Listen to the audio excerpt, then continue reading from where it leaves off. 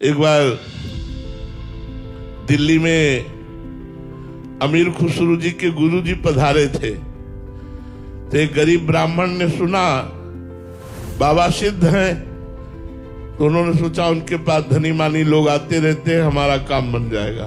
बाबा के पास गए, दंडवत किया और बाबा से कहा, बाबा बेटी का ब्याह है, अगर कुछ सहयोग बन जाता आपके धनियों से तो बाबा निरपेक्ष थे, उनको किसी से मतलब नहीं था।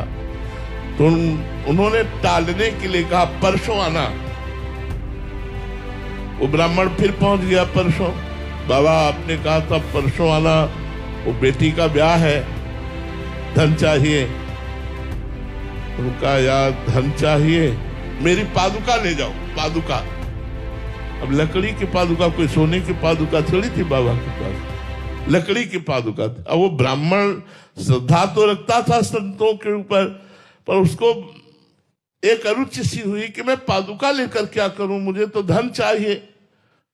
पर बाबा ने कहा है तो पादुका तो सर पे रख ली और उदास होकर घर की तरफ चल दिया। रास्ते में अमीर खुसरो जी आ रहे थे, वो अपने गुरु के अनन्य भक्त थे। उन्होंने अपने सेवकों से कहा, मेरे गुरु की, मेरे साहब की कोई वस्तु है आसपास, मेरा मन आनंदित हो रहा है, मुझे ऐसा लग रहा है मेरे गुरुदेव की कोई वस्तु है। इतने में वो ब्राह्मण नजदीक सर पे पादुका रखे, तो उनको आभास हुआ और कहा, है भाई कहां से आ रहे हो? तो उनका बाबा के पास गए थे। किस लिए? धन चाहिए। दिया? हाँ, ये पादुका दी मुझे। पादुका नहीं, मुझे धन चाहिए था। तो बोले पादुका मुझे दे दो, ये 13 ऊंटों में असरफियां लदी है, ये तुम ले जाओ।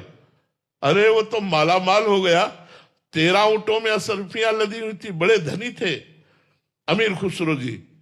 पादुका ली और गए और कहा, गुरुदेव पादुका ले आया। बोले कितने में? बोले 13 ऊंटों की संपत्ति में। बोले सस्ता सौदा किया, रख दे, कोई बात नहीं।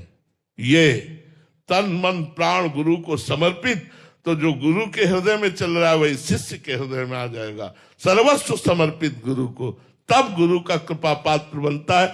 ऐसे गुरु की संपत्ति का अधिकारी नहीं हो जाता कंठी बंधाने मात्र से। जो अपने अहंकार को, तन मन प्राण को समर्पित कर देता है, वही गुरु की संपत्ति का अधिकारी बनता है।